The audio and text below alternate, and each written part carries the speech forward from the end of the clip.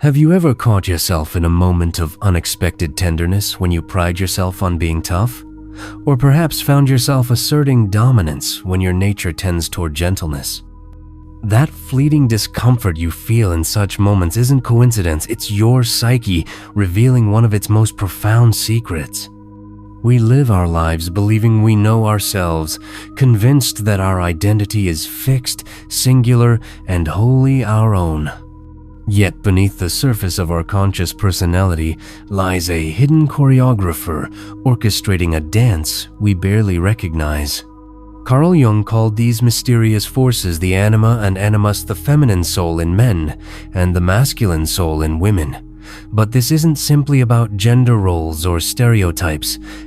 It's about the fundamental duality that exists within every human being, regardless of how we identify ourselves. Think of the last time you felt completely authentic, completely yourself. Now think of a moment when you felt like you were playing a role, wearing a mask.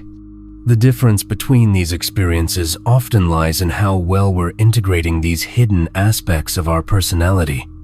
The Anima and Animus aren't just psychological concepts gathering dust in academic journals.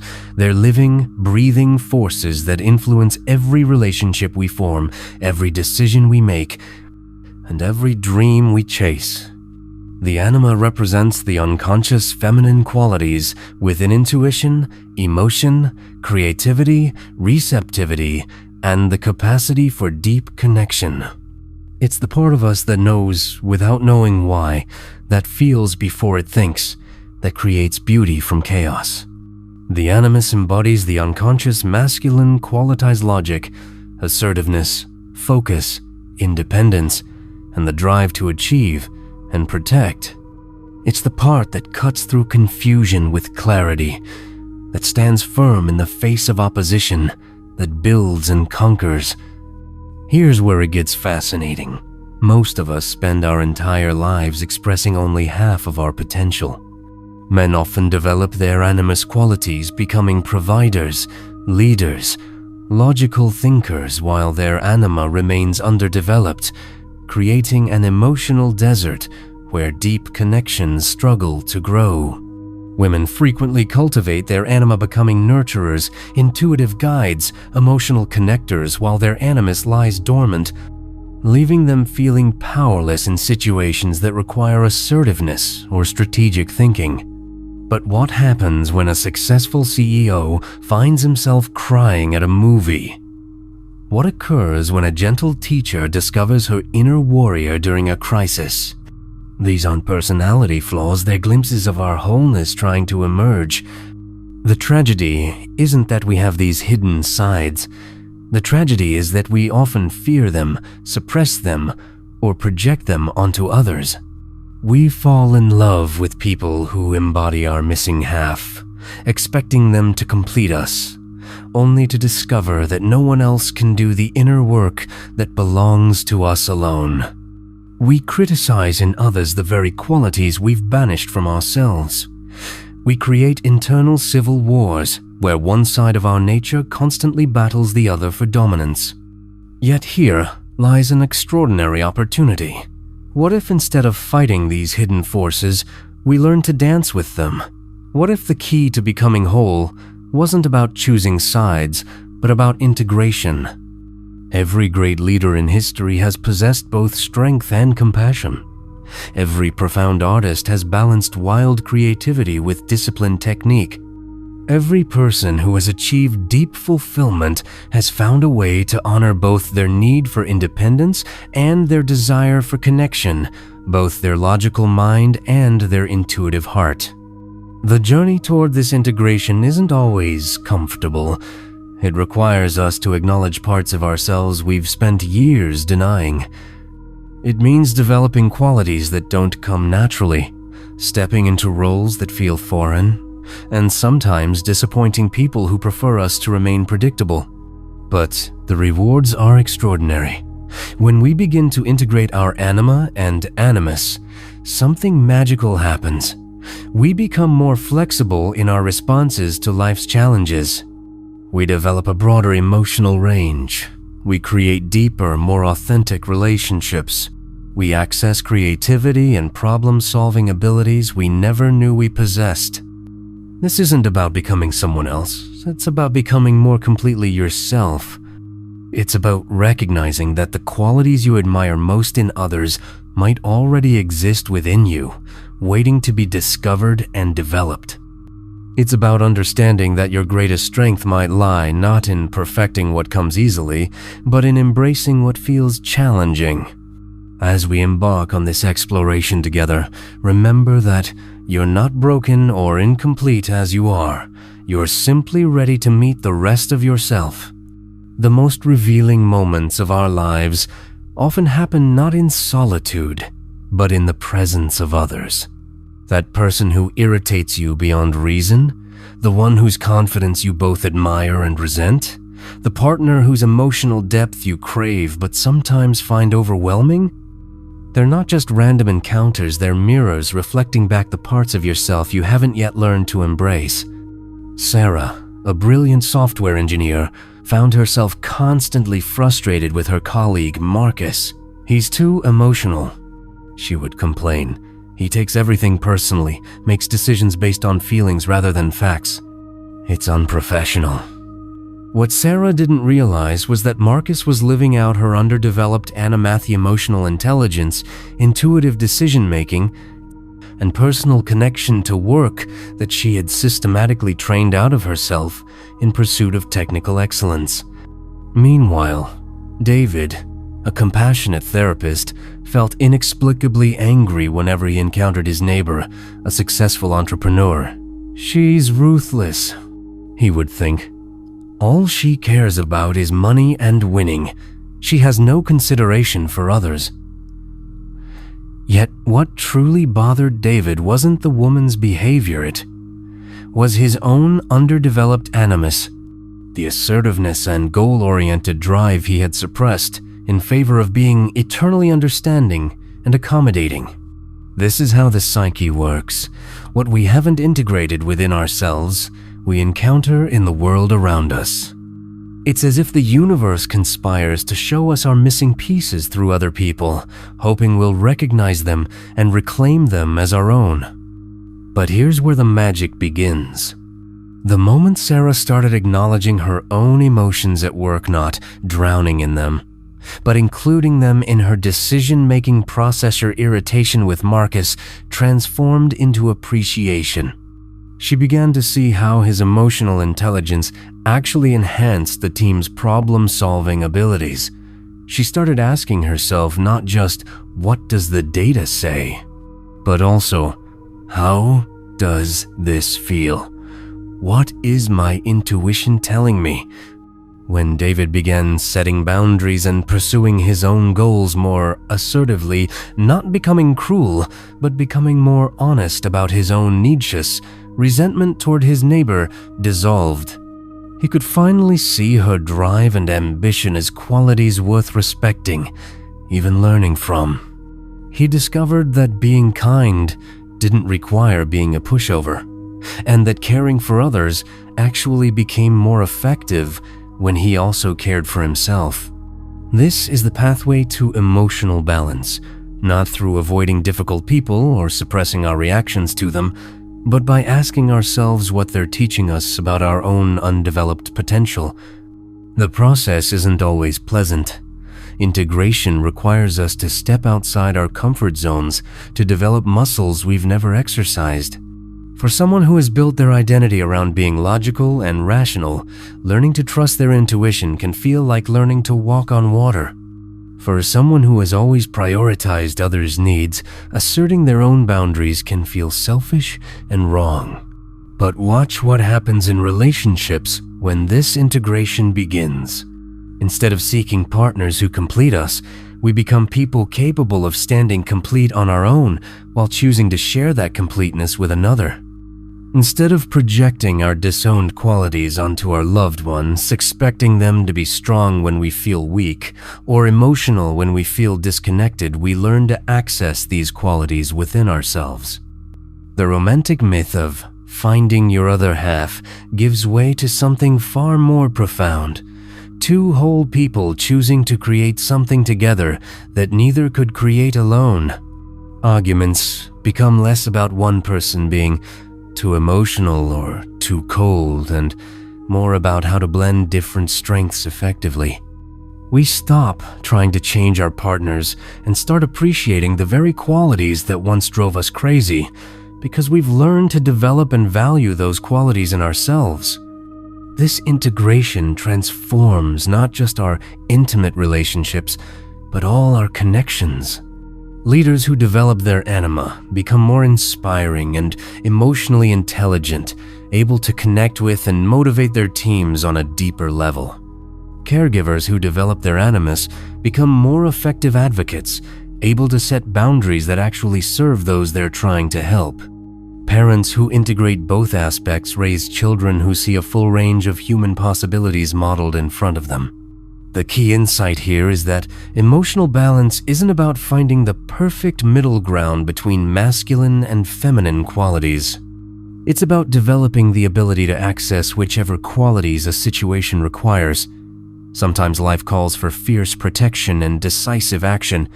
Sometimes it calls for gentle nurturing and patient listening. The integrated person can respond authentically to what's needed rather than being limited to their default programming. This flexibility becomes particularly crucial during life transitions. Career changes, relationship shifts, parenting challenges. Aging these major life passages often require us to access parts of ourselves we've never developed.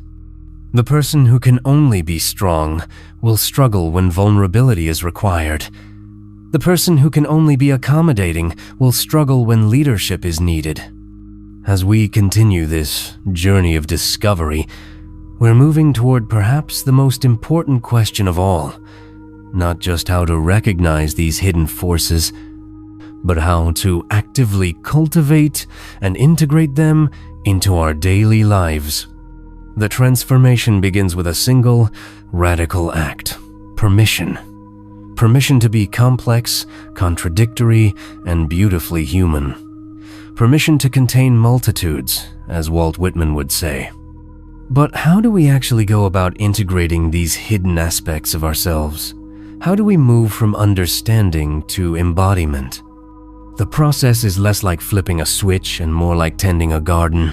It requires patience, attention, and the willingness to nurture qualities that may feel foreign at first.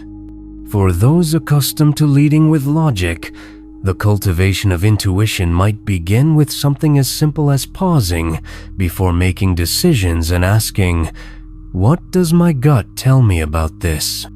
For those who default to accommodation, developing assertiveness might start with stating one preference per day, however small. Consider Maria, a marketing executive who had spent 15 years climbing the corporate ladder through strategic thinking and competitive drive. Her animus was highly developed. She could analyze market trends, negotiate deals, and lead teams with remarkable effectiveness. But her personal relationships suffered. She approached dating like a business transaction, analyzing compatibility metrics rather than allowing genuine connection to unfold. She dismissed her own creative impulses as impractical, even though she had once dreamed of being a painter. The shift began when Maria started what she called anima appointments, deliberately scheduled time for activities that engaged her neglected feminine qualities. She took watercolor classes, not to become a professional artist, but to reconnect with her creative intuition. She practiced active listening in conversations, focusing less on formulating responses and more on truly hearing others. She began paying attention to her emotional responses to situations, treating them as valuable data rather than inconvenient interruptions. The change wasn't immediate, but it was profound. Maria's leadership style evolved, becoming more inspirational and collaborative. Her relationships deepened as she learned to be vulnerable and spontaneous. Most surprisingly, her professional success actually increased her newfound emotional intelligence and creative problem-solving, enhanced rather than hindered her business acumen. Then there's James, an elementary school teacher who had always been the gentle, supportive presence in everyone's life. His anima was beautifully developed. He could sense students' emotional needs, create nurturing classroom environments, and offer comfort to colleagues going through difficult times. But he struggled with professional boundaries, often working himself to exhaustion. He avoided confrontation even when it was necessary for his students' well-being. He felt invisible in faculty meetings, unable to advocate for his ideas or his classroom's needs. James's integration began with what he called Animus practice, deliberately engaging his underdeveloped masculine qualities in small, manageable ways. He started by setting one firm boundary each week, perhaps leaving work on time or saying no to an extra committee assignment. He practiced speaking up in meetings, first by asking questions, then by sharing opinions. He took up martial arts, not to become aggressive, but to understand what healthy strength felt like in his body. The transformation rippled through every area of James's life. He became a more effective advocate for his students, able to push back against unreasonable administrative demands. His increased assertiveness paradoxically made him a better caregiver. When he stopped martyring himself, he had more genuine energy to offer others. His romantic relationship improved as he learned to express his needs clearly rather than expecting his partner to intuit them. What both Maria and James discovered is that integration doesn't mean abandoning their natural strengths. It means expanding their repertoire of responses to life's challenges. Maria didn't become less strategic. She became strategic with wisdom and emotional intelligence. James didn't become less compassionate. He became compassionate with strength and clear boundaries. The ultimate goal isn't to achieve some perfect balance between masculine and feminine qualities. It's to develop the capacity to flow between them as circumstances require. Like a skilled musician who can play both gentle melodies and powerful crescendos, the integrated person can access whatever qualities serve the moment best. This flexibility becomes particularly crucial as we age. The qualities that served us in our 20s and 30s may not be sufficient for the challenges of our 40s and beyond. The purely ambitious young professional may need to develop wisdom and mentoring abilities. The devoted parent may need to reclaim their individual identity and personal power. Life itself demands our evolution. Perhaps most importantly, this integration work serves a purpose larger than our individual fulfillment. When we embody both our masculine and feminine qualities, we model wholeness for others. We give permission for our children, friends, and colleagues to explore their own full range of possibilities.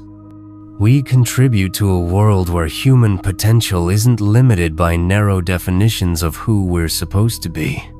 The journey toward integration never truly ends. It's a lifelong dance of discovery and development, but it begins with recognizing that you already contain everything you need to become whole. The strength you admire in others, it exists within you. Perhaps undeveloped, but absolutely present. The emotional depth you yearn for, it's there, waiting for your attention and cultivation. The ancient alchemists believed that the ultimate goal of their work wasn't to turn lead into gold, but to achieve the sacred marriage between opposites, the union of masculine and feminine principles within the individual soul. They understood something we're only beginning to remember, that our greatest power comes not from perfecting one side of our nature, but from integrating all aspects of who we are. In a world that often demands we choose sides, logic or emotion, strength or vulnerability, independence or connection, the radical act is to refuse the choice entirely. Instead, we can become people who embody paradox, who contain multitudes, who respond to life's complexity with our own rich complexity. This is how we heal not just individually, but collectively, one integrated person at a time. We create a world where wholeness is not only possible but celebrated, where the full spectrum of human potential is not only accepted but actively cultivated, where the hidden forces within us are no longer hidden but shine as the magnificent, multifaceted jewels they've always been.